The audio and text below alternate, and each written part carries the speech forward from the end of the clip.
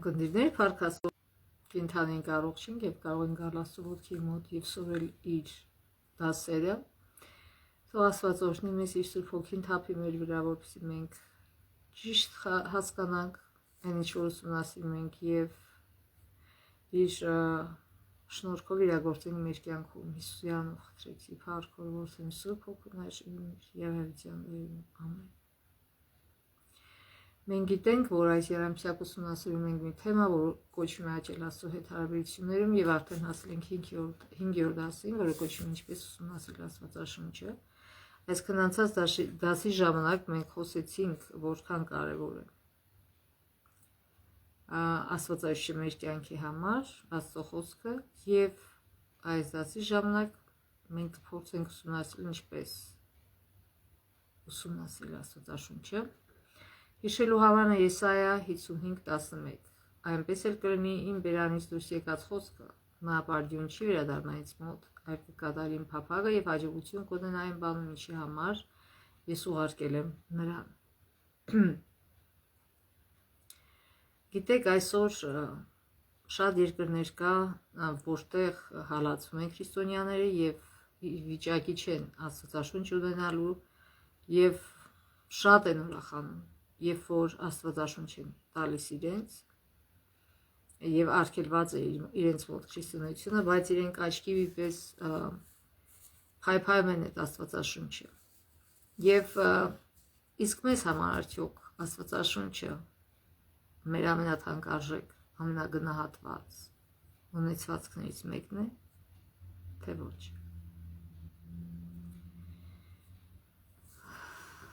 Եվ արդյոք մենք հետևողականորեն կարդում ենք Աստվածաշունչը։ Անկախ նրանից ամեն օր արդյունավետ ժամանակ ենք անցկացնում Աստվածաշունչն ուսումնասիրելով, թե մեր Աստվածաշունչի հիմնական փակ է գրապահարանում։ Իրականությունն այն է, որ մենք բոլորս կարող ենք բարելավել Աստծո հետ անցկացրած ժամանակը Աստվածաշունչի ուսումնասիրության միջոցով։ Այսօր մենք ուսումնասիրենք Աստծո խոսքն ավելի լավ ուսումնասիրելու մի քանի գործնական եղանակներ։ Հիմա գնանք մի փոքր հետ դեպի ծննդոց, երբ որ Աստված ուզեցավ ստեղծել մեր երկիրը, մեր մոլորակը, Աստվածաշունչը այսպես է նկարագրում այն։ Սկզբում Աստված ստեղծեց երկինքն ու երկիրը։ Այս նախադասության մեջ կա ֆիզիկայի 3 էլեմենտ, որի վրա հիմնված է ամբողջ մեր աշխարհը, այսինքն ժամանակը, տարածությունը եւ նյութը։ Ասում է սկզբում, այսինքն ժամանակը, սկզբում։ Երկինքը թարգմանությունից նաեւ նշանակում է տարածություն եւ երկիրը նշանակում է նյութ։ Այսինքն որպեսզի ստեղծի մեր մոլորակը եւ մարդկանց եւ ամեն ինչ մեր մոլորակի վրա Աստված ստեղծեց այդ 3 բանը, որպեսզի հետո անցնի բուն ստեղծագործությանը։ Աստվածաշունչը չի ասում, թե ինքը ինչպես ստեղծեց այս 3-ը, բայց մնացածի մասին ասում է։ Օրինակ, երկինքը, կենդանիները,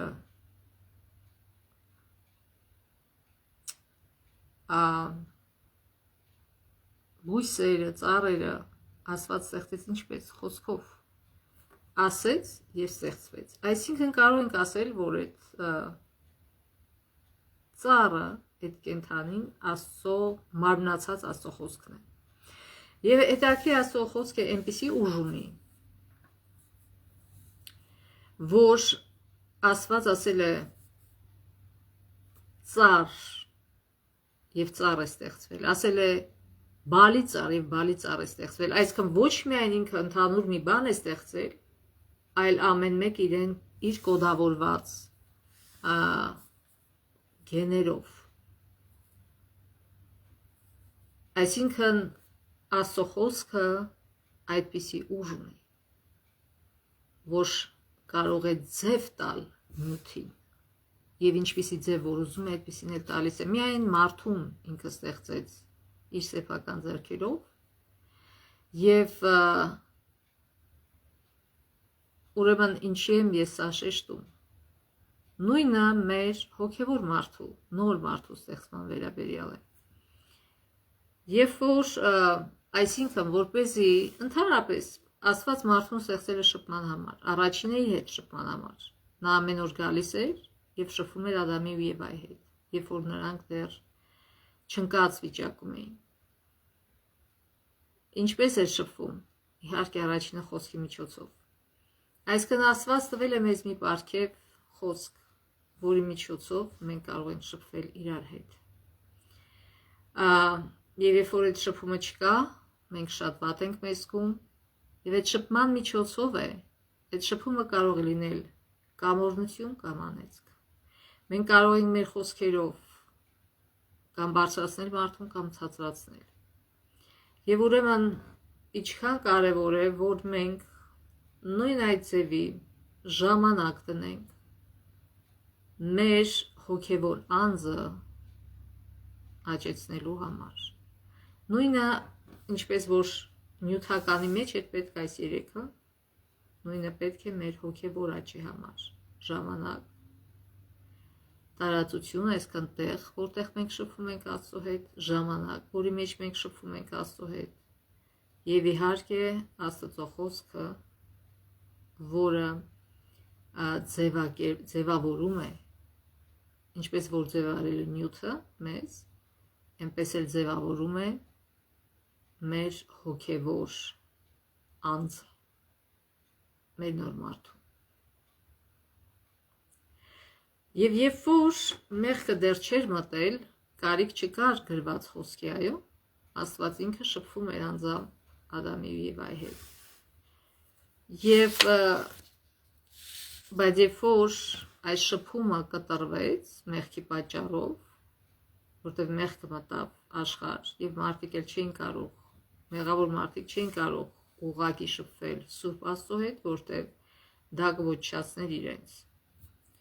Եվ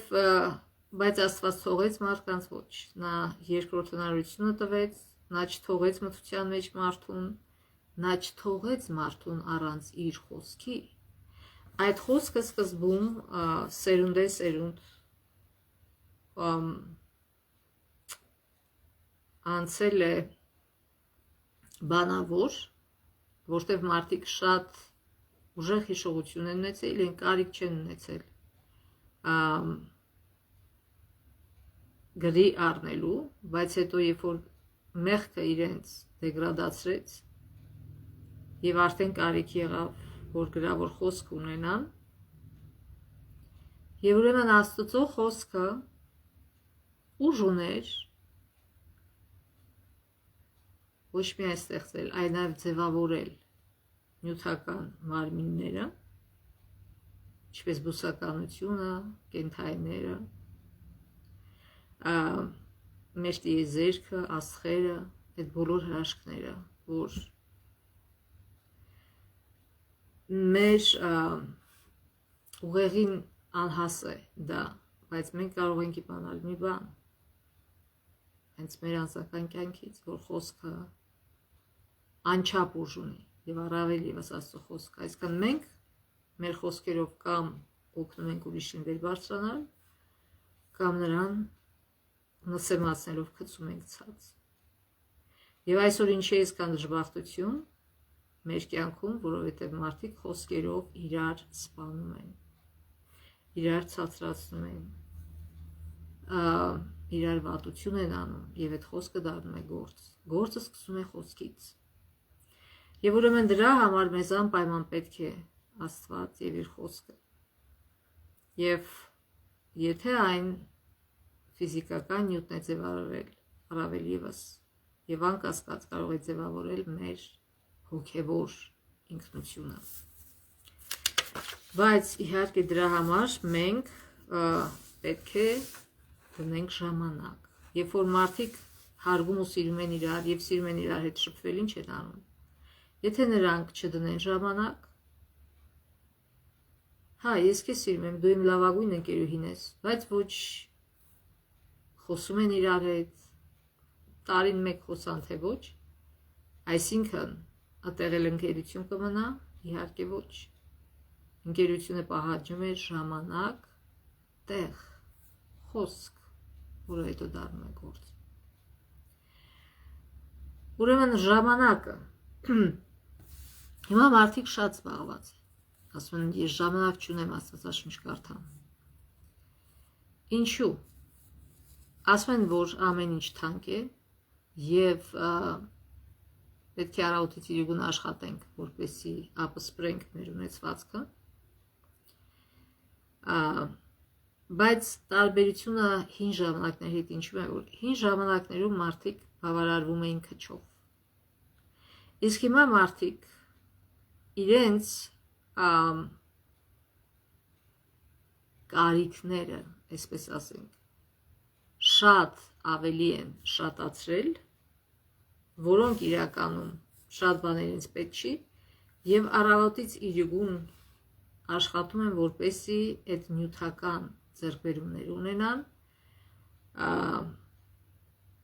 բայց Աստված չի ստեղծել մարդուն դրա համար։ Աստված ստեղծել է առաջինը մարդուն, որ նրան հնարավորություն տա, որ իրեն ընտրի այս կյանքի ժամանականթացքում եւ որպեսզի հետո ապրի իր հետ։ Աստված ուզում է, որ մենք ապրենք իր հետ, այլ ոչ թե այստեղ նյութական իրերը շատացնենք եւ հետո վառվի գնա, որը հետո դա զրոյանալու է։ Այսինքն այն ինչ որ կարևոր է մեր կյանքում մենք չենք անում, մենք ասում ենք ժամանակ չունենք դրա համար։ Մենք ժամանակ չունենք Աստծո հետ շփվենք, Աստծո խոսքը կարդանք։ Բայց ժամանակը դնում ենք նրա վրա, որ վերջի վերջո զրոյանալու է, չքվելու է։ Եվ մենք մնալու ենք առանց փրկության եւ առանց այդ նյութերի։ Մենք մոռանում ենք, որ մենք ժամանակավորյակ ենք։ Ժամանակի մեջ փակված այսօր կանք, վաղը չկանք եւ նույնիսկ չգիտենք, թե մեր կյանքի թելը երբ է կտրվելու։ Բայց անխնաձևով օգտագործում ենք այն տաղանները, այն ուժերը, որ Աստված մեզ տալիս է, ինչի համար նյութականի, որը շատ արագ կորստի է մատնվում։ Ուրեմն մենք պետք է մեր առաջնայինները դնենք առաջինը։ Ժամանակ պետք է ստեղծենք Աստծո համար։ Մենք պետք է կրճատենք մեր այսպես կոչեցյալ կարիքները, որը իսկի կարիք էլ չի, որպեսզի մենք այդքան չհոգնենք, որպեսզի մենք կարողանանք առավոտը արթնանանք եւ առավոտը սկսենք Աստծո հետ։ Եվ եթե մենք այդքան շատ չտանձրենք մեզ նյութական բարիքների համար, մենք ունենանք էներգիա, ուժ, որպեսզի առավոտյան մի քիչ ավելի շուտ արթնանանք եւ որը սկսենք Աստծո հետ։ Էլեն Ուայթը քայլերի դեպի Քրիստոս գրքում գրում է, որ գրքի հրատապ ընթերցումը քիչ օգուտ է տալիս։ Կարելի է ամբողջ Աստվածաշունչը կարդալ, բայց այդպես էլ չտեսնել նրա գեղեցկությունը կամ չհասկանալ նրա խորքային ու թաքնված իմաստը։ Այսինքն ինչի են մարդիկ հրատապ կարդում, որովհետև շտապում են, պիտի գնան գործի կամ պիտի էս անեն, այն անեն։ Թեև Աստվածաշունչ կարդալն իսկապես օրհնություն է, ինչպես հրշեջ ջրհորդանից ջուր խմելը,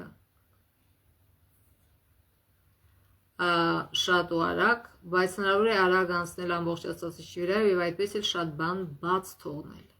Աստված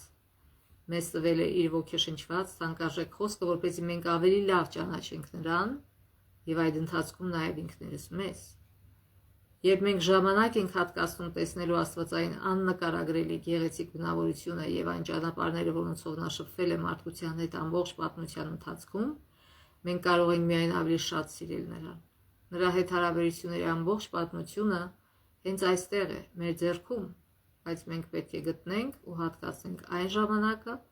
որպեսզի ճանաչենք Աստծուն կարդալով նրա խոսքը։ Գործք Առաքելոց 17:11 ասում է. քանի որ սրանք ավելի ազնիվ մարդիկ էին, քան թե Թեսաղոնիկոյում եղածները, այսինքն Բերիայի մարդիկ։ Սրանք ամենայն հոժարությամբ ընդունեցին խոսքը, ամբողջ ժամանակ քննում էին գրվածքները իմանալու, թե այդ բաները այդպես է։ Այսինքն մարդու խոսքին չէին հավատում, նրանք ուսումնասիրում էին Աստծո խոսքը, որպեսզի տեսնեին այս խոսողը իրոք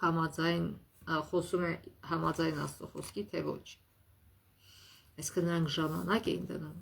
եւ ուսումնասիրում էին Աստծո խոսքը, խարիսխ էին դնում իրենց հավատքի համար։ Երբ որ մենք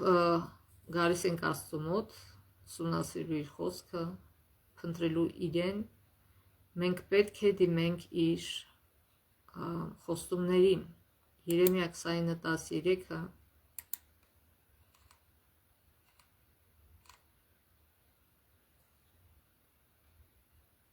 ասում է. կփնտրեք ինձ եւ կգտնեք, որովհետեւ ինձ փնտրելու եք ձեր ամբողջ սրտով։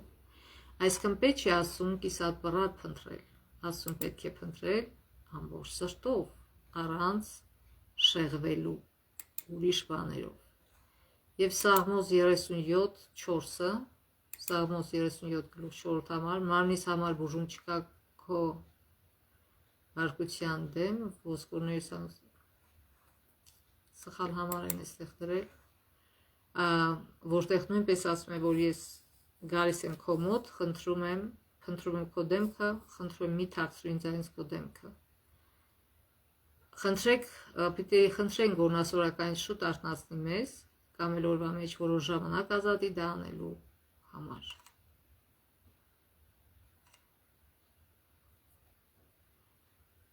Այո, մենք զբաղված ենք եւ շատ հրատապ գործեր ունենք, բայց Աստծո հետ անցկացած ժամանակը անգնահատելի է։ Միայնակ գնացեք որևէ խաղաղանկյուն եւ կարդացեք Սաղմոս 46:10-ը, նորից սխալ համար եմ դրել, ցավոք։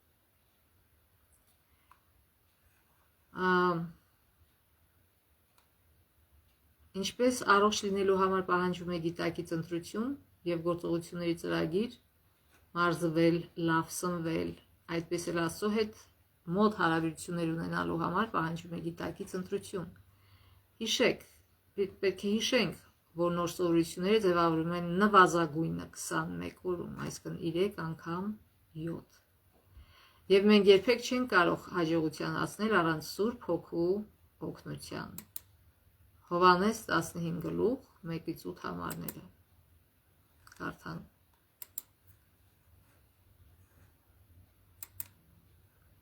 Ես եմ ճշմարիտ որդատունքը, եւ իմ հայրը մշակն է։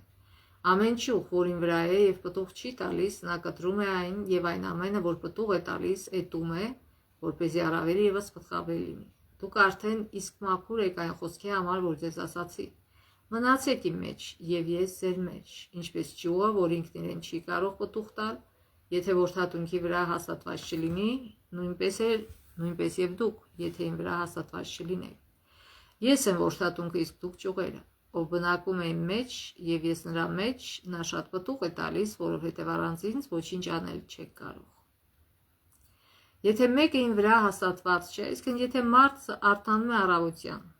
եւ որոշում է, որ ինքը ուզում է օրհնություն լինել մարդկանց համար, այլ ոչ թե հակառակը, առաջինը ինքը ինչ պիտի անի։ Պետք է գնա Աստծո ոտքերի մոտ, որտեղ Աստված ասում է. առանց ինձ ոչինչ անել չեք կարող։ Եկեք նշենք, որ ոչ մի բարի բան անել չենք կարող։ Առանց Աստծո մենք կարող ենք շատ վատ բաներ անել, մեղքեր գործել, մարդկանց նեղացնել, բայց լավ բաները կարող ենք անել միայն Աստծո մոտ։ Աստվածաշունչը ասում է, որ Աստված է ամեն բարիի աղբյուրը։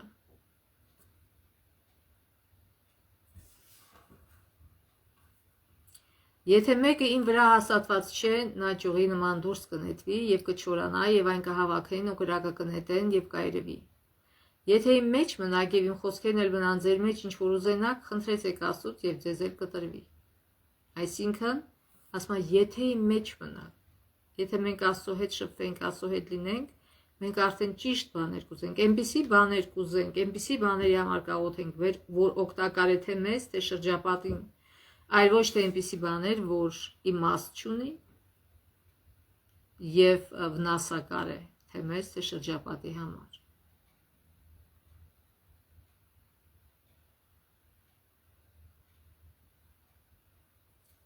Իմ հայրը փառավորված կլինի նրանով, որ դուք շատ պտուղ տաք եւ իմ աշակերտները լինեք։ Ինչպես իմ հայրն ինձ սիրեց, ես էլ ձեզ սիրեցի, իմ սիրո մեջ հաստատուն մնացեք։ Եթե իմ պատվիրանները պահեք, կմնաք իմ սիրո մեջ, ինչպես ես իմ հոր պատվիրանները պահեցի և մնում եմ նրա սիրո մեջ։ Այս բաները ասացի ձեզ, որպեսզի իմ ուրախությունը ձեր մեջ լինի և ձեր ուրախությունը կատարյալ լինի կամ լիակատար լինի։ Այս է իմ պատվերը, որ սիրեք միմյանց, ինչպես որ ես ձեզ սիրեցի։ Ուրեմն արդյոք մեր կյանքի նպատակը սա է, երբ որ արտանում ենք քնից, մենք սա ենք ուզում, որ օրհնություն լինենք մարդկանց համար, թե ուղղակի անկապ անիմաստ ապրենք մեզ հաջողացնելու համար։ Կարդանք Մարկոս 1:35-ը։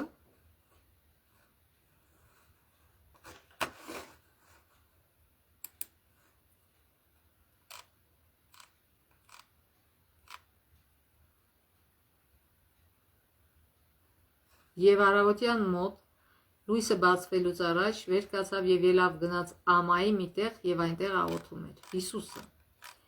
Այսինքն մենք ասեցինք, որ հոգևոր անձ ստեղծելու համար ինչ է պետք, ինչը որ նյութական ստեղծելու համար ժամանակ, տարածություն, այսինքն տեղ, մեզ ոչ միայն ժամանակ է պետք, այլ այդ ժամանակը մենք պիտի անցկացնենք այնպիսի վայրում, որպեսզի ոչինչ չշեղի մեզ Աստծո խոսքի ուսումնասիրելուց։ Եվ այս համարը մեզ ցույց է տալիս, քանի որ Հիսուսը մեր օրինակն է, մինչև արարածակը Հիսուսը հեռանում էր, այսինքն առօրյա կյանքի ռուզերից և գնում էր միայնակ հանգիստ մի տեղ հոր հետ լինելու համար։ Մենք կարող ենք պատկերացնել Հիսուսին նստած Գալիլեայի ծովի ափին կամ լեռան լանջին աղոթելիս և հաղորդակցվելիս իր հոր հետ, մինչև որ աշխարհը կարթնանար։ Ինչու՞, որտեղ նա ուզում էր իր գործը կատարել, օրհնություն լինել մարդկանց համար և մարդկանց փրկագնել մեղքից և մեղքի պատժից, մահից։ Թեև այս համարը նկարագրում է Հիսուսի հավատարմությունը աղոթքին, մենք հստակ տեսնում ենք, որ դա առաջնահերթություն է նրա համար։ Այս սա, մենք պիտի առաջնահերթություն լինի սա մեզ համար։ Ինչու, որտև նորից Աստված մեզ այս կյանքը տվել է, որպեսզի մենք պատրաստվենք հավիտենության համար։ Անկասկած հենց այս ժամանակն էր, որ զորություն էր տալիս նրան դիմակայելու այն ամենին, ինչ նա կրեց։ Եթե սա անհրաժեշտ էր Հիսուսին իր յուրաքանչյուր օրը սկսելու համար, որքան ավելի մեզ է պետք այդպես վարվել։ Այսինքն մենք որպես ծարավ մարդիկ գնում ենք ճշմարիտ աղբյուրի մոտ և խմում ենք այդ աղբյուրից, ուժ ենք ստանում, բարություն ենք խմում այդ աղբյուրից, ուժ ենք ստանում, որպեսզի օրվա հետագա ժամերին օրհնություն լինենք մարդկանց համար, այլ ոչ թե հակառակը։ Սաղմոս 27:8 ասում է. «Փնտրեցեք իմ երեսը», և նա հույս ունի, որ մեր պատասխանը այսպիսին կլինի. «Ահա Տեր, ես էլ փնտրում եմ քո երեսը»։ Աստված ինքն է խորհուրդ տալիս մեզ փնտրել իր երեսը, և նա ով խորհուրդ է դա տալիս, ինքը այդպես չի, որ գնաք փնտրեք իր երեսը, ինքն էլ պաղկվոցի խաղա ու չերևա մեզ, չէ։ Եթե մենք անկեղծ, հարգալից ձևով ենք գնում փնտրելու Աստծո երեսը, Աստծո ներկայությունը, Աստծո դասերը, ապա անպայման Աստված մեզ հետ կլինի այդ ժամանակ, այդ ժամին և այդ տեղը։ Մնացորդաց 16-րդ գլուխ 11 համար։ Տիրոջը փնտրեցեք ու հզոր կլինեք, միշտ նրա ներկայությունը փնտրեցեք։ Ուզում ենք հզոր լինել, իսկապես հզոր, ոչ թե նյութերով բարձրանալ։ Ուրեմն փնտրենք Աստծո ներկայությունը։ Եվ ուրեմն մենք պետք է գտնենք մի վայր, որտեղ այսինքն ժամանակը, որտեղ մենք առանձնացրենք այդ ժամանակը առավոտյան, Եվ մի վայր, որտեղ ոչ ոք մեզ չի խանգարի շփվել Աստծո հետ, դա կարող է լինել պատոհանի մոտ, ինչ որ մի աթոռի վրա նստած, հանգիստ անկյուն դրսում կամ նույնիսկ խոհանոցի սեղանի մոտ, որտեղ ամեն օր կարող ենք նստել Հիսուսի աչքերի առջև, որպեսզի սովորենք Աստծո խոսքից, այսինքն մի վայր, որտեղ շատ հարմար է սովորելու համար, որտեղ մենք չենք շեղվի։ Հիսուսի ոտքի մոտ նստելը լավագույն վայրն է, որտեղ էլ որ լինի։ Ղուկաս 10:30-42 ասում է. Եվ սա մի քույր ուներ, որի անունը Մարիամ էր, այսինքն Մարթա, որ եկավ նստեց Տիրոջ ոտքերի առջև եւ լսում էր նրա խոսքերը, այսինքն Մարիամը։ Իսկ Մարթան, որ զբաղված էր տնային շատ գործերով, եկավ կանգնեց նրա մոտ եւ ասաց. Տեր, քեզ փույթ չէ, որ քույրս ինձ մենակ է թողել ծառայության գործի մեջ, արդասա դրան, որ օգնի ինձ։ Հիսուս պատասխանեց ու ասաց. Մարթա, Մարթա, դու հոգս ես անում եւ շատ բաներով է զբաղված, բայց այստեղ քիչ բան է պետք։ Մարիամը ընտրել է լավ մասը, որ նրանից չպիտի վերցվի։ Շատ տղամարդիկ մանավանդ ասում են, որ կնոջ դերը միայն դրանում է, որ ինքը ծառայի դեր տանի եւ իհարկե պիտի անի կինը դա։ Բայց երբ պիտի անի Աստծո ոտքերի մոտ, լավ մաս ընտրի Աստծո ոտքերի մոտ նստելուց հետո, որպես իր գործը հետո անի սիրով, այլ ոչ թե մունատ գալով, թե ինչի չես ասում Մարիամը գա ինձ օգնի, եւ Հիսուսը ճշգրիտ պատասխան տվեց Մարթային, ասեց ինքը լավ մասն է ընտրել, այսքան դու էլ պիտի այդ լավ մասից սկսես, հետո նոր անցնես մյուսին, առաջնահերթությունը պիտի լինի Աստծո ներկայությունը մեր կյանքում, այսքան Աստծուց սովորելը, Աստծո մոտ ուսանող լինելը։ Ամեն օր որոշակի վայրում Աստծո հետ ժամանակ անցկացնելու սովորություն ձևավորելով հավանական է, որ մենք ամեն օր կվերադառնանք այդտեղ։ Չպիտի հուսահատվենք, եթե հանկարծ մի օր բաց թողնենք, քանի որ արտակարգ իրավիճակներ են լինում։ Բայց պիտի փորձենք այնպես անել, որ բաց չթողնենք օրեր, շաբաթներ կամ ամիսներ առանց Աստծո հետ ժամանակ անցկացնելու։ Հիշենք, որ Աստծո հետ մշտական հարաբերություն պահպանել ամենօրյա որոշում է, որը կարող եք վերականգնել հենց այսօր, եթե միայն կատարեք այդ ընտրությունը։ Աստված խնդրում է, որ մենք միայն մեր կամքը հանձնենք իրեն։ Այսինքն, միթե դա շատ բան է, գնալ Աստծո ոտքերի մոտ ամեն առավոտ եւ իրենից սովորել ճշմարտությունը, որպես իրագործենք մեր կյանքում։ Միթե դա դժվար է։ Իհարկե ոչ։ Բայց շատ դժվար է առանց Աստծո կյանքը ապրել։ Աստծո հետ շփումը շատ ավելի է հեշտացնում մեր հետագա առօրյա գործերը։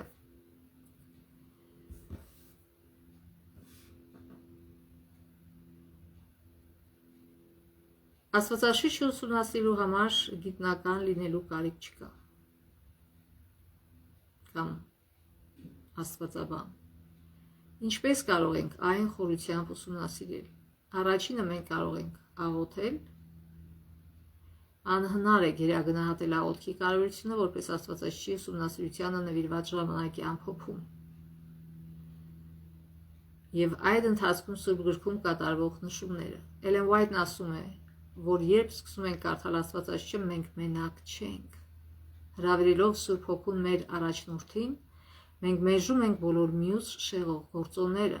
եւ թշնամին փախչում է։ Ուրեմն թշնամին առավոտից սկսած պատրաստ է մեր ականջների մեջ փսփսալ։ Եվ որպեսի թշնամու փսփսոցը մենք նեյտրալիզացնենք, մենք պետք է առավոտ շուտ հրավիրենք Սուրբ Հոգու ներկայությունը մեր կյանքում,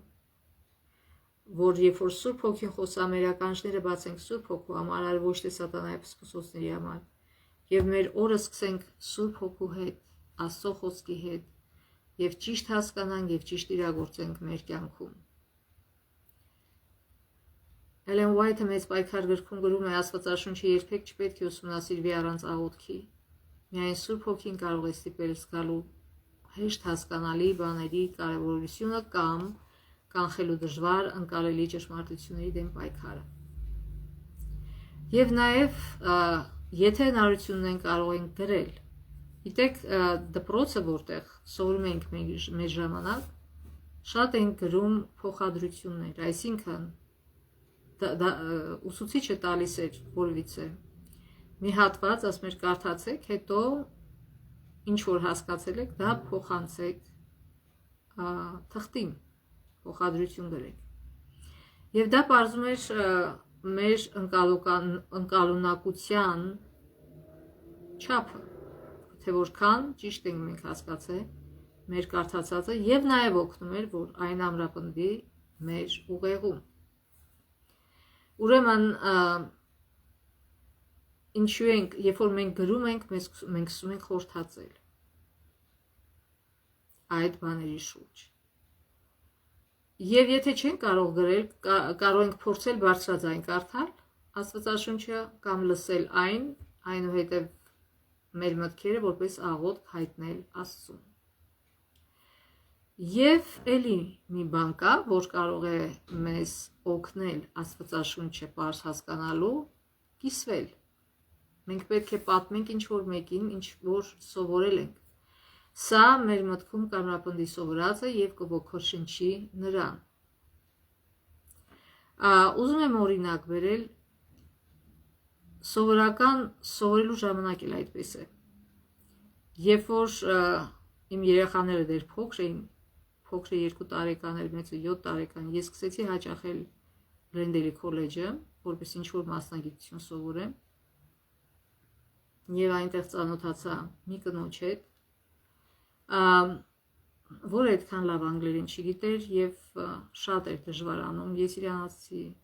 մի անհանգստացի, ես քեզ կօգնեմ։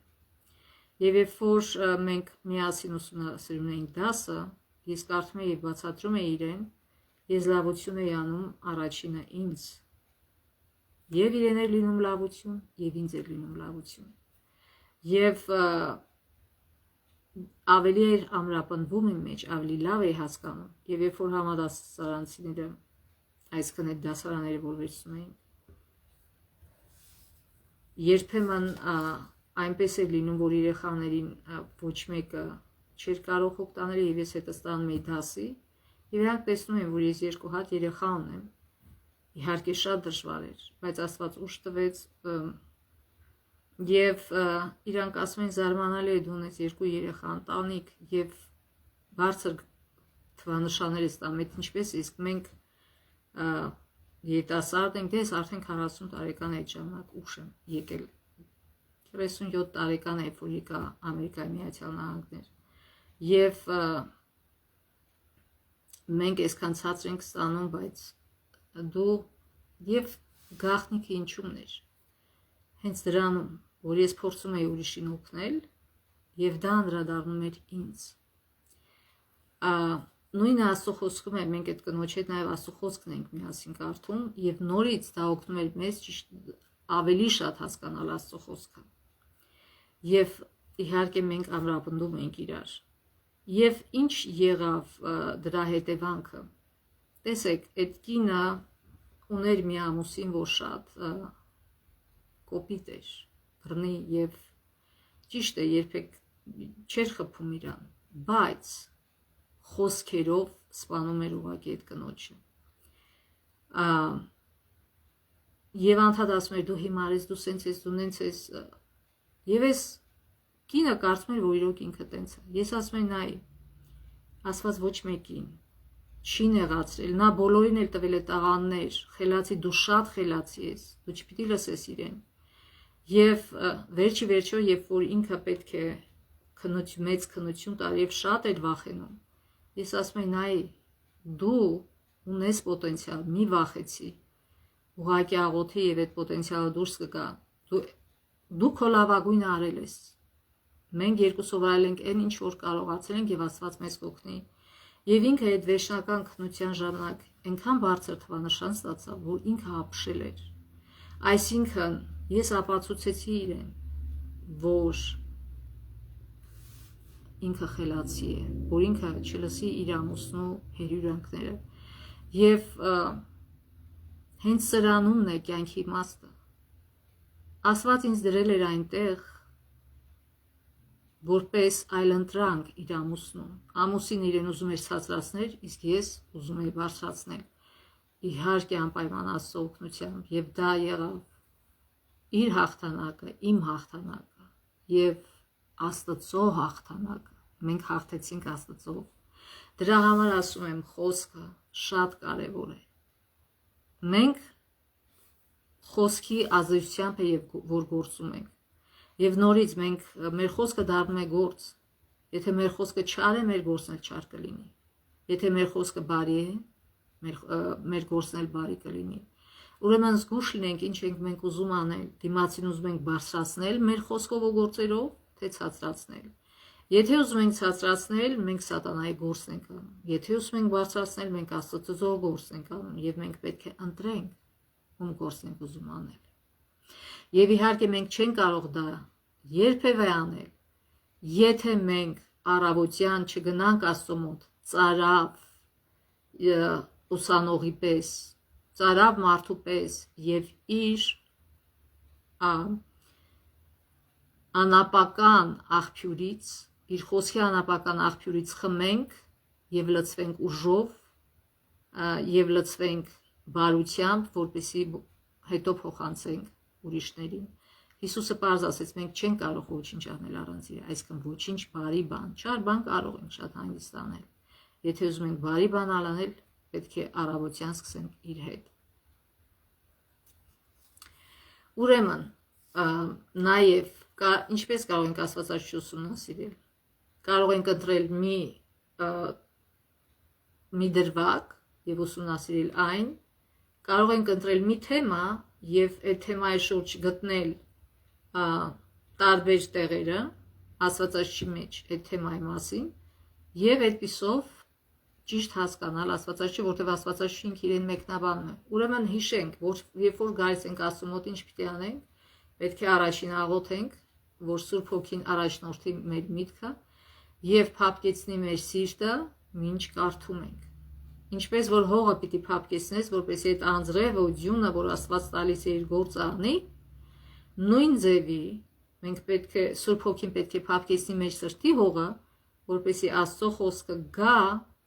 եւ իրագործվի մեր կյանքում, այլ ոչ թե դա պարապետ դառնա։ Եվ պետք է ընտրենք Աստվածաշունչի որևէ համար կամ հատված, ինչպես ասեցինք, մեր օրագրում գրի առնենք այդ հատվածը կամ դրա այն մասերը, որոնք մեր մտքում մնացին ընթերցանության ժամանակ, գրենք հատված օրագրում կամ այն մասերը, որոնք առանձնացնում ենք մեզ համար, երբ կարդում ենք։ Աղոթքով կրկին կարդանք հատվածը եւ ընդգծենք կարևոր առանցքային գաղափարները, գրենք թե ինչ են ասում ընդգծված գաղափարները, աղոթենք այդ գաղափարների եւ այն մասին, ինչպես են դրանք ազդում մեր հետ Աստծո մեր հարաբերությունների վրա։ Մտածեք, պետք է մտածենք այսօր ում հետ կարող ենք կիսվել դրանցով։ Էլեն Ուայթը խորհուրդներ գրողների եւ խմբագիրներին գրքում գրում է, որքան էլ Աստծո ժողովուրդն աճում է շնորհի մեջ, նա անդադար կստանա ավելի բարձ ըմբռնողություն նրա խոսքի վերաբերյալ, նա նոր լույս ու գեղեցկություն կտեսնի նրա սրբազան ճշմարտություններում։ Սա բոլոր դարերում ճշմարիտ է եղել եկեղեցու պատմության մեջ եւ այսպես էլ կշարունակվի մինչեւ վերջ։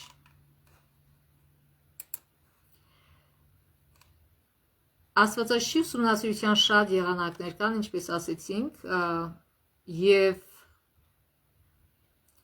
նաեւ Աստվածաշունչը կարող են կարդալ դարերի հակամարտության շարքի հետ, որը 5 գրքից է կազմված եւ որը լրացուցիչ պատկերացումներ է տալիս Աստվածաշունչի վերաբերյալ։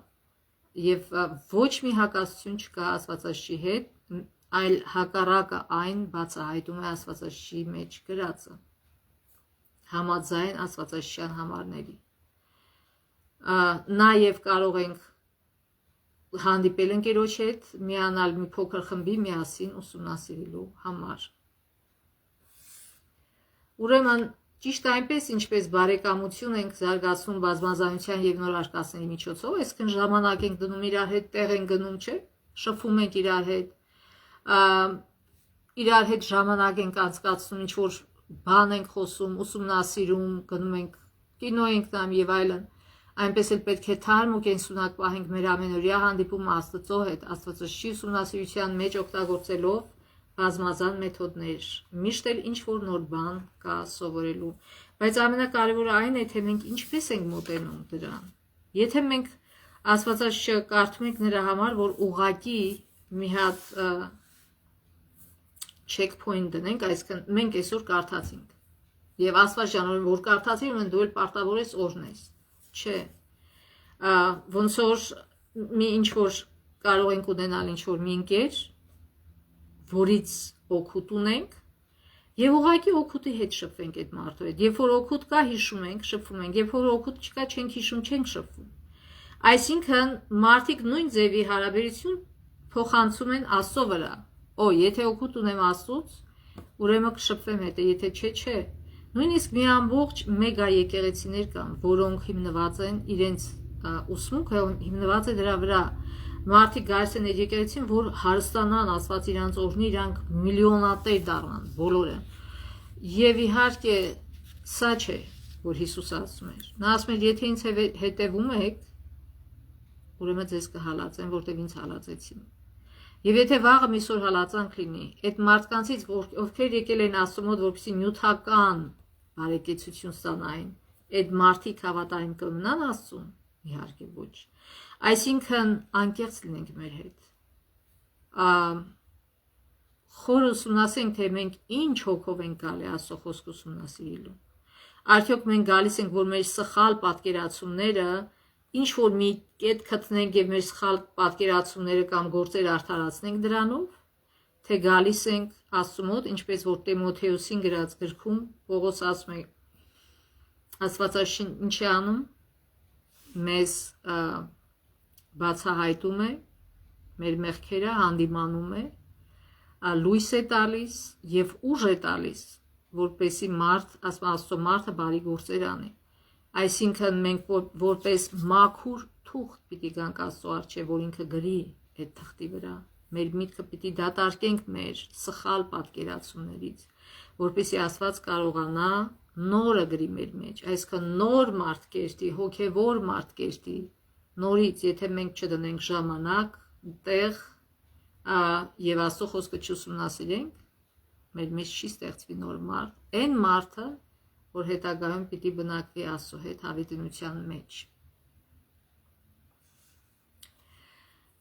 Այն, ինչը կօգնի մեզ կենսունակ պահել Աստվածաշունչի ուսումնասիրության ժամանակ ուրիշների հետ մեր հայտնաբերածներով կիսվելն է։ Երբ բացատրում ենք, թե ինչ ենք սովորել, ամփոփման ու հակադրման գործընթացը համախմբում է մեր մտքերը։ Սա օգնում է պահպանել գիտելիքները։ Կրկնակի օրհնություն այն է, երբ կիսվում ու քննարկում ենք ուրիշների հետ։ Ես կասեի ավելին, եզակի օգնություն չկա։ Օրհնությունը միայն կրկնակի է։ Մենք օրհնվում ենք, երբ որ կիսվում ենք ուրիշների հետ։ Ինչպես որ այն առակը Հիսուսը ասեց այդ տաղանդների մասին, որ տվեց, այն մարդը տարավ խորեց տաղանդը։ Նա նույնիսկ եզակի օրհնություն չստացավ։ Ուրեմն հիշենք, օրհնությունը միշտ կրկնակի է, երբ որ մենք շփվում ենք ուրիշների հետ եւ տալիս ենք ուրիշներին մեր ստացածը, թե հոգեվոր, թե այլ, այն ժամանակ կրկնակի օրհնություն ենք ստանում։ Ուրեմն կրկնակի օրհնություն այն է, երբ կիսվում ու քննարկում ենք ուրիշների հետ, հաճախ հոգևոր զրույցը մարտահրավեր է նետում եւ ամրապնդում է երկուսին էլ։ Հաճախ, երբ մենք կիսվում կամ սորեցնում ենք ուրիշներին, ամենախորը ուսուցումը տեղի ունենում մեր սեփական մտքում։ Այո, հաճախ, երբ որ մենք կիսվում ենք Աստծո խոսքը, այն բանը, որ մենակ ուսումնասիրելու չէր բացվել մեզ, հենց այդ ժամանակ է բացվում։ Զարմանալի, այո, որտեղ Աստված մեզ ստեղծել է հենց դրա համար, որ մենք շփվենք իրար հետ եւ կիսվենք իրար հետ։ Նաեւ մենք կտեսնենք, որ այն ինչ որ ուսումնասիրում ենք ամեն օր Աստծո ուղերձն է ոչ միայն մեզ համար, այլ նաեւ ուրիշների համար։ Եսայի 50:4 ասում է, 4 համարը։ Տեր Աստված ինձ խրատող լեզու տվեց, որ կարողանամ ճիշտ ժամանակին խոսք ասել, ամեն առավոտ ինձ զգուշացրեց, սրեց իմ լսելիքը, որ ունկնդիր լինեմ։ Ով սրեց լսելիքը, Աստված։ Երբ որ գալիս ենք Աստծո մոտ, խնդրենք նրանից, որ նա սրի մեր լսելիքը։ Հիսուսը ասում էր, եթե բաց ականջ ունեք, լսեք։ Խնդրենք Աստծո, որ մեր ականջը բացի իր խոսքի համար։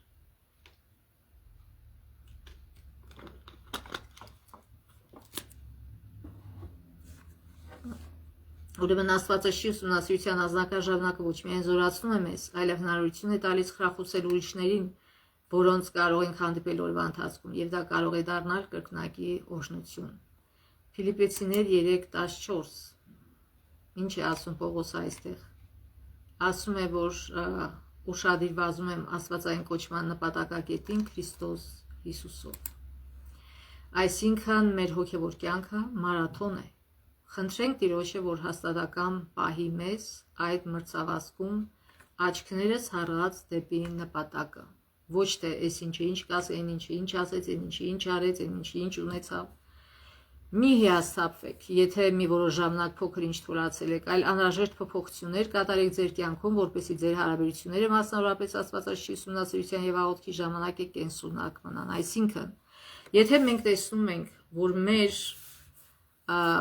ուզածը շատ է եւ մենք դրա համար շատ ենք աշխատում,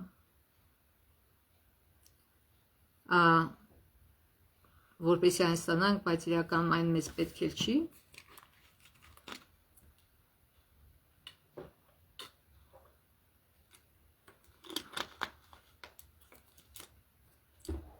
մենք պետք է ասենք, թե ունենք տուն, որի համար շատ ենք վճարում ամսեկան։ Եթե մեր հոգևորը տուժում է այդ պատճառով, ուրեմն պետք է փոխել այդ տունը։ Մենք պետք է ամեն ինչ անենք, որպեսզի ավելի շատ ժամանակ ազատենք Աստծո հետ շփվելու համար եւ ուրիշների համար օրհնություն լինելու համար։ Եվ դա միայն օրինակ է, դա կարող է լինել այլ մի ուրիշ բան։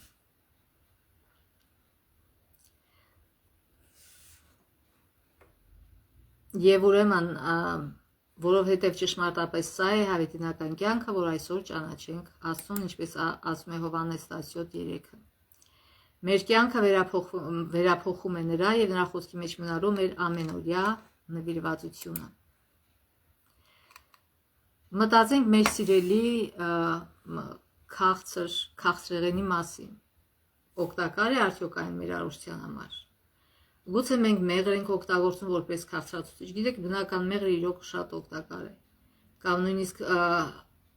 մանուկա մեղր իր ենթադրյալ բուժիչ հատկությունների համար։ Եթե դուք երբևէ փորձել եք մեղրահացը, կիմանաք, թե որքան քաղցր է նրա փափուկ կառուցվածքը, երբ այն հալվում է ձեր լեզվի վրա։ Եվ Սաղմոս 119 ասում է, որ քո խոսքը մեղր է իմ համար, մեղրահացի պես է։ Ասում է, որքան քաղցր է քո խոսքն իմ քիմքին, մեղրից էլ ավելի իմ բերանին, քո պատվիրաններով ես իմաստուն եղա դրա համար, ատում եմ ստության ամեն ճանապարհ։ Այսինքն, ինչու է Աստված իր խոսքը համատում մեղրի հետ, ոչ թե շաքարի հետ։ Մեղրը իրոք օգտակար է, շատ օգտակար։ Նա ունի հակաբակտերիալ, այսինքն եւ բակտերիայի դեմ է պայքարում եւ շատ բաների դեմ։ Իհարկե բնական մեղրը։ Եվ Դավիթը հենց համատում է մեղրի հետ Աստծո խոսքը, որտեվ համ օգտակար է, համ քաղցր է։ Համով է, այսինքն համեղ է։ Այո, Աստծո խոսքն իսկապես քաղցր են մեր հոգիների համար, ի տարբերություն այն ամենի, ինչ աշխարհն է առաջարկում մեզ։ Ի տարբերություն շատ քաղցրավենիքների Աստծո խոսքի քաղցրությունը բուժիչ է մեր հոգիների համար եւ կյանքը վերափոխող մեր բնավորությունների համար։ Եթե դուք հեռու եք եղել Աստծուց, կարող եք ծնկի իջնել, բացել նրա խոսքը եւ խմել կենդանի ջրից, որը միայն կարող է բավարարել մեր ծարավը։ Եսայա 55:8 Ով դուք, որ ծարաված եք, գնացեք ջրի մոտ, եւ դուք, որ բոլորովին արծաթ չունեք, գնացեք, գնեցեք ու կերեք առանց արծաթի եւ առանց գինու համար վճարելու։ Բայց ինչու արծաթով ճարպ եք գնում եւ ոչ թե հաց, ձեր վաստակն ինչու եք կշտանալու համար, ինչու կշտանալու համար չեք ծախսում։ Լսեցեք ինձ եւ բարիքներ ճաշակեցեք, եւ բարության մեջ ձեր հոգիները վայելք պիտի զգա։ Ականջ դրեք ինձ եւ հետևեցեք իմ ճանապարհին։ Լսեցեք ինձ եւ ձեր հոգիները կապրեն բարության մեջ։ Լսեցեք ինձ եւ ձեր հոգիները կապրեն բարության մեջ։ Եթե մենք ուզում ենք ապրել բարության մեջ, պետք է լսենք Աստծուն։ Եվ ես ձեզ հետ հավիտենական ուխտ կկնքեմ շնորհելով ձեզ Դավթին խոստացած անանց սրբությունները եւ Փնտրեցեք Տիրոջը, եւ երբ գտնեք, կանչեցեք նրան, երբ նա ձեզ մոտենա։ Ամբարիշտը թող հրաժարվի իր ընթացքից, անօրեն մարդը իր խորհուրդներից, թող նա վերադառնա Տիրոջ մոտ եւ ողորմություն գտնի, մեր Աստծո մոտ, որը բազմապատիկ թողություն պիտի շնորհի ձեր անօրենություններին։ Իմ խորհուրդները ձեր խորհուրդների պես չեն, իմ ճանապարհները ձեր ճանապարհների պես չեն, ասում է Տերը, այլ ինչպես երկինքն է հեռու երկրից, այնպես էլ իմ ճանապարհներն են հեռու ձեր ճանապարհներից, եւ իմ խորհուրդները ձեր խորհուրդներից։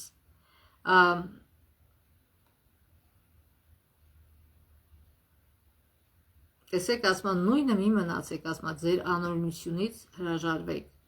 Ինչպես որ ասենք, երբ անձրև կամ ձյուն է իջնում երկնքից կրկին, եւ կրկին այնտեղ չի վերադառնում, քանի դեռ չի ոռոգում երկիրը, չի ծլեցնում ու պտղաբերում այն, սերմանողին սերմ ուտելու հաց չի տվել։ Այդպես էլ պիտի լինի իմ խոսքը, որ ելնում է իմ բերանից, նա դատարկ չի վերադառնալու, մինչև որ չկատարի այն, ինչ կամենում եմ ես։ Պիտի հեշտացնեմ քո ճանապարհները, որպեսզի իմ ճանապարհներն էլ դու պահպանես։ Ուրախությամբ պիտի ելնեք եւ ցնծությամբ պիտի սովորեք, լեռներն ու բլուրները պիտի խայտան, խնդությամբ ընդունեն ձեզ եւ անտառի բոլոր ծառերը պիտի ծափահարեն ձեզ։ Գիհու փոխարեն նոճի պիտի բուսնի, դժնիկի փոխարեն մրտենի պիտի աճի եւ դա պիտի լինի հանուն Տիրոջ եւ ի նշան հավիտենականության ու չի նվազելու։ Այսինքն մենք ուզում ենք, որ մեր կյանքը օրհնություն դառնա, ուրեմն գնանք Աստծո մոտ։ Աստծո կենթանի ու զորավոր խոսքը ուղղակի թափանցում է մեր սրտերի, մտքերի ու հոգիների մեջ, հորդորելով աճել Քրիստոսի մեջ։ Սակայն այն կարող է դա անել մեզ համար միայն այնքանով, որքանով ժամանակ կհատկացնենք եւ ջանք կանենք։ Այո, դա ջանք է պահանջում, խորանալու խոսքի մեջ հնազանդ ու խոնարհ վերաբերմունքով ու պատրաստակամությամբ հետևելով նրա ուսուցումներին։ Փնտրենք Տիրոջը, քանի որ նա դեռ գտնվում է, քանի մենք կենթանի ենք, քանի մենք շնչում ենք։ Հիմա է, այսօր է, Աստվածաշունչը այսօր է փրկության օրը։ Չպետք է սպասենք մի այլ օրվան։ Մենք չգիտենք մեր կյանքի տևողությունը ինչքան է։ Աստվածաշունչի ուսումնասիրության նպատակն է ճանաչել Աստծուն եւ մեր հարաբերությունները զարգացնել նրա հետ, քանի որ հենց սա է հավիտենական կյանքը լինել նրա հետ, ում սիրում ենք։ Եվ Հայտնություն 3:20-ում կարդում ենք, որ Հիսուսը ձգտում է նման հարաբերություն ունենալ մեզ հետ եւ մենք պետք է գիտակցենք, որ որպես ստեղծված էակներ միշտ կարող ենք ավելին իմանալ մեր արարչի մասին։ Այսինքն 3:20 ինչ է ասում։ Ահավասիկ ես դրան առաջ եմ եւ վախում եմ, եթե մեկ ականջ դնիմ ձայնին եւ բաց անի դուռը, կմտնեմ նրա մոտ եւ կընտրեմ նրա հետ եւ նա ինձ հետ։ Միթե դրանից ավելի մեծ պատիվ կա, որ մենք ընտրենք մեր արարչի հետ եւ մեր փրկագնողի հետ, ամենազորեղ եւ ամենաբարի Աստծո հետ, իհարկե ոչ, բայց ցավոք մարդկանց մեծամասնությունը գերադասում է փակ պահել իր սրտի դուռը եւ ասում է, որ այդ դուռը հետաքրքիր տենց ասացված կա, դրսից բռնակ չունի, բռնակը միայն ներսից է, որտեվ Աստված երբեք զորով չի մտնի, երբ որ մենք բացում ենք, նա այդ ժամանակ է մտնում։ Ուրեմն չզլանանք, մեկնենք մեր ձեռը, բռնակը վերցնենք եւ բացենք դուռը, որպեսզի Հիսուսը մտնի մեր մեջ, ինչպես, հենց այսպես, ժամանակ եւ տեղ հատկացնելով, որպեսզի լսենք Աստծո խոսքը եւ իր հետ խոսենք։ Էլեն Ուայթը խորհուրդներ գրողների ու խմբագիրների գրքում գրում է. ինչպիսին էլ լինեն մարդու մտավոր նվաճումները, թող նա ոչ մի պահի չմտածի, որ ավելի հանգամանալից ու շարունակական որոնման կարիք չկա Սուրբ գրքերում ավելի մեծ լույսի համար, որպես ժողովուրդ մենք կանչված ենք լինելու մարգարեությունների անհատական ուսումնասիրողներ։ Եվ վերջում նորից կարդանք Էլեն Ուայթի գրքից խորհուրդների գրողներին եւ խմբագիրներին։ Ինչպես, ուրեմն մենք նաեւ չպետք է փորձենք Աստվածաշունչը հարմարեցնել մեր սեփական մարդկային կարծիքներին կամ մտքերին։ Ինչպես պետք է ուսումնասիրենք գրքերը։ Արդյոք պետք է մեկը մյուսի հետևից հաստատենք մեր վարդապետական սկզբունքները, որ ոչ մի կապ չունի Աստվածաշունչի սկզբունքների հետ։ Ապա փորձենք ամբողջ գիրքը հարմարեցնել մեր արդեն հաստատված կարծիքներին, թե պետք է մեր գաղափարներն ու հայացքները կիրառենք Սուրբ գրքի վրա եւ մեր տեսությունները բոլոր կողմերից փորձարկենք տեսնելու, թե արդյոք դրանք համապատասխանում են Սուրբ գրքի ճշմարտությանը։ Շատերը, որ կարդում եւ նույնիսկ սովորեցնում են Աստվածաշունչը, չեն հասկանում այն թանկարժեք ճշմարտությունը, որ սովորեցնում կամ ուսումնասիրում են, ինչպես փարիսեցիները, ինչպես ռաբիները, որ սովորեցնում էին, բայց սխալ էին սովորեցնում, որովհետև իրենք էլ չէին հասկանում, սխալ էին հասկանում։ Շատերը գրքի խոսքերին տալիս են այնպիսի իմաստ, որը համապատասխանում է իրենց սեփական կարծիքներին։ Դրա համար էլ նորից շատ կարևոր է, որ մենք Աստծո խոսքը Աստծո մոտ գանք, ինչպես մաքուր թուղթ,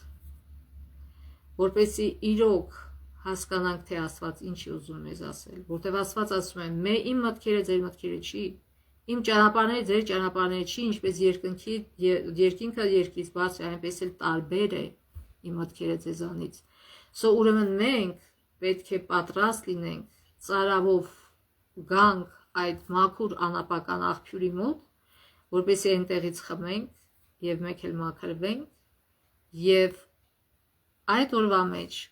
օրհնություն լինենք մյուսների համար։ Թող Աստված օրհնի մեզ այդ գործի մեջ եւ թող մեր խոսքերը եւ գործերը օրհնություն լինեն թե մեր, թե ուրիշների համար, այլ ոչ թե հակառակը։ Աստծո ողորմությամբ մինչև մյուս շաբաթ։